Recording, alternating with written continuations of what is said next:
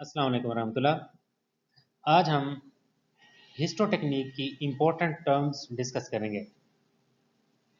जो students histo techniques पढ़ना चाहते हैं वो ये लेक्चर एंड तक देख लें।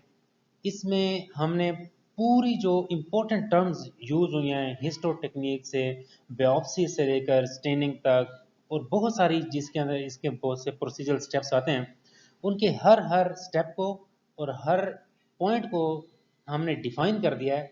अगर आप ये लेक्चर सुन लेते हैं तो आप हिस्टो टेक्निक के अंदर फेल नहीं होंगे, आपको इंशाल्लाह समझ भी आ जाएगी जब आप उससे बाकी चीज़ें पढ़ेंगे। सिर्फ इससे नहीं पूरी समझ आ जाएगी, लेकिन इसके अंदर जितनी भी टर्म्स यूज़ हुई हैं, इस्तिलाहात यूज़ हुई हैं, डेफिनेशंस के पॉइंट ऑफ व्यू से, एमसीक्यूज़ के पॉइंट ऑफ व्यू से, आपको इंशाल्लाह ये समझ आ जाएंगी।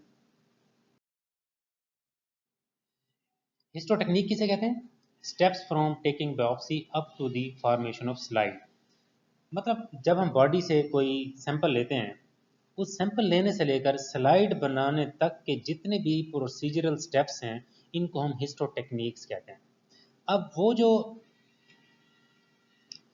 पार्ट ऑफ टिश्यू है जो हमने बॉडी से लिया है, इसको हम स्पेसिमेन कहते हैं, और उसमें से जो रिप्रेजेंटेटिव पार्ट लेंगे उसको हम सैंपल कहते हैं। मतलब ये थोड़े से इंटरचेंजेबल वर्ड्स हैं। बायोप्सी कहते हैं part of tissue taken from living body. अगर हम जिंदा बंदे से, जिंदा चीज़ से हम कोई टिश्यू का पार्ट लेते हैं, उसको हम बायोप्सी कहेंगे। अगर हम मुर्दा डेड बॉडी से अगर हम टिश्यू का पार्ट लेते हैं, उसको हम ऑटोप्सी कहेंगे। जैसे हम पोस्टमार्टम करते हैं ना, जब कोई बंदा फोत हो जाता है तो उसकी डेथ की रीज़न को फाइंड आउट करने के लिए जो हम उसका जो सैंपल लेंगे टिश्यू का, उसको हम ऑटोप्सी कहेंगे। अब जब हम सैंपल ले लेते हैं तो हमें ये डर होता है कि ये ख़राब ना हो जाए, तो उसके ख़राब होने से बचाने के लिए हम उसको फिक्स करते हैं। इसको फिक्सेशन कहते हैं, ताकि वो महफूज हो जाए। इसके लिए मोस्टली फार्मालिन यूज़ होती है। इससे क्या होगा कि जो हमने टिश्यू निकाला है बॉडी से, वो ख़राब नहीं होगा। कभी कभी अगर हम बोनी पार्ट ले लें तो उसमें से हमें कैल्शियम रिमूव करनी पड़ती है, क्योंकि उसकी कटिंग और बाकी चीज़ों में प्रॉब्लम आएगा। इस प्रोसेस को डी कैल्सिफिकेशन कहते हैं, removal of calcium from bony tissue. अब वो केमिकल्स जो डी कैल्सिफिकेशन के लिए इस्तेमाल होते हैं, उसको हम डी कैल्सिफाइंग एजेंट्स कहते हैं। Chemical use for D calcification, इसमें नाइट्रिक एसिड है, फॉर्मिक एसिड है, ईडीटी है वगैरह। टिश्यू प्रोसेसिंग किसे कहते हैं? जब हम फिक्सेशन कर लेते हैं तो उस टिश्यू में से हम पानी को रिमूव करते हैं, इसको डिहाइड्रेशन कहते हैं। पानी को रिमूव करने के लिए अल्कोहल इस्तेमाल करते हैं, अल्कोहल को रिमूव करते हैं, उसको क्लियरिंग कहते हैं। और जाइलिन को, क्लियरिंग एजेंट को रिमूव करते हैं, हम उसको इम्प्रेगनेशन कहते हैं। इम्प्रेगनेशन कहते हैं internal support of the tissue. खैर, इन चीज़ों को हम आगे चल के डिस्कस करते हैं, और इस पे अलग हमारा लेक्चर भी है टिश्यू प्रोसेसिंग पे, आप वो देख लें, आपको सारी बातें समझ आ जाएंगी। सिर्फ टर्म्स आप याद रखें, डिहाइड्रेशन, क्लियरिंग और इम्प्रेगनेशन को टिश्यू प्रोसेसिंग कहते हैं, बस। डिहाइड्रेशन किसे कहते हैं? Removal of water from tissue. और वो केमिकल्स जो डिहाइड्रेशन के लिए यूज होते हैं, उनको हम डिहाइड्रेटिंग एजेंट्स कहते हैं, अल्कोहल, एसीटोन वगैरह। Dealcoholization, removal of alcohol from tissue. ठीक है। Clearing, removal of dehydrating agent from tissue. अगर वो जो डिहाइड्रेटिंग एजेंट है वो अल्कोहल यूज हुआ है, हम उसको डी अल्कोहलाइजेशन कहेंगे। अगर अल्कोहल के अलावा कोई और यूज हुआ है तो हम उसको डी अल्कोहलाइजेशन नहीं कहेंगे, हम उसको क्लियरिंग कहेंगे। ठीक है। और वो केमिकल्स जो क्लियरिंग के लिए यूज होते हैं, उनको हम क्लियरिंग एजेंट्स कहते हैं। इम्प्रेगनेशन कहते हैं इंटरनल सपोर्ट ऑफ टिश्यू। हम टिश्यू को अंदर से मजबूत करते हैं वैक्सिंग के जरिए, ताकि जब हम उसको काटें तो वो भुरभुरा ना हो जाए, फ्रेजाइल ना हो, टूट ना जाए। ठीक है। इम्बेडिंग कहते हैं एक्सटर्नल सपोर्ट ऑफ टिश्यू, इसको हम कटिंग के लिए यूज होता है।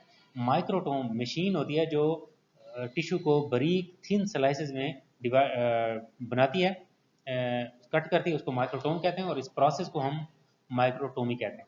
और इसी को कटिंग भी कहते हैं, माइक्रोटोमी का अल्टरनेट वर्ड है। माउंटिंग कहते हैं प्रिजर्वेशन ऑफ प्रीपेयर्ड स्लाइड।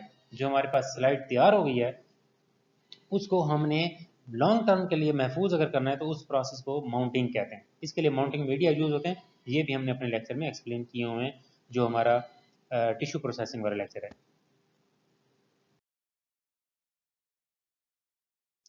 जब हम एच एंड डी स्टेन करते हैं तो हम टिश्यू को दोबारा हाइड्रेट करते हैं, मतलब उसके अंदर पानी, उसको पानी के लेवल पे ले आते हैं ताकि वो पानी के साथ मिसिबल हो जाए। Step by step process of making tissue miscible with water, ताकि वो पानी के साथ अटैच हो, क्योंकि जो हमारी स्टेन्स होती हैं वो वाटर मिसिबल होती हैं।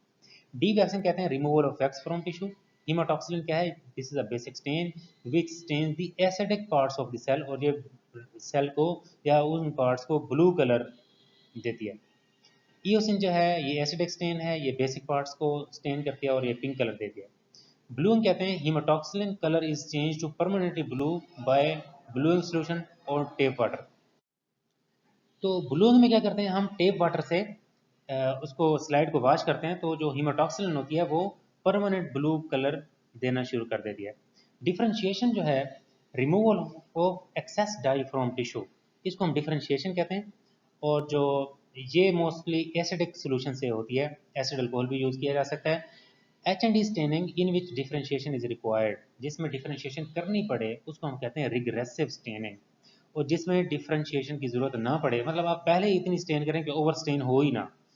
रिमूवल ऑफ एक्सेस स्टेन है ना, डाई एक्सेस जो ज़्यादा डाई आ गया उसको रिमूव करना है। अगर रिमूव करने की ज़रूरत पड़ जाए तो इसको रिग्रेसिव स्टेनिंग कहते हैं, ना पड़े ज़रूरत तो इसको हम प्रोग्रेसिव स्टेनिंग कहते हैं। माउंटिंग मैंने आपको बता दिया, प्रिजर्वेशन ऑफ प्रीपेड स्लाइड है। और माउंटिंग मीडिया ऐसे मीडिया जो माउंटिंग के लिए यूज़ होते हैं उसको माउंटिंग मीडिया कहते हैं, उसमें एगल ब्यूमेन है, कैनेडा बेल्सम वगैरह यूज़ होता है। ठीक हो गया, ये इसकी अहम बातें। अगर आपको कोई और बात पूछनी हो तो आप पूछ सकते हैं। थैंक यू सो मच, अल्लाह हाफिज़।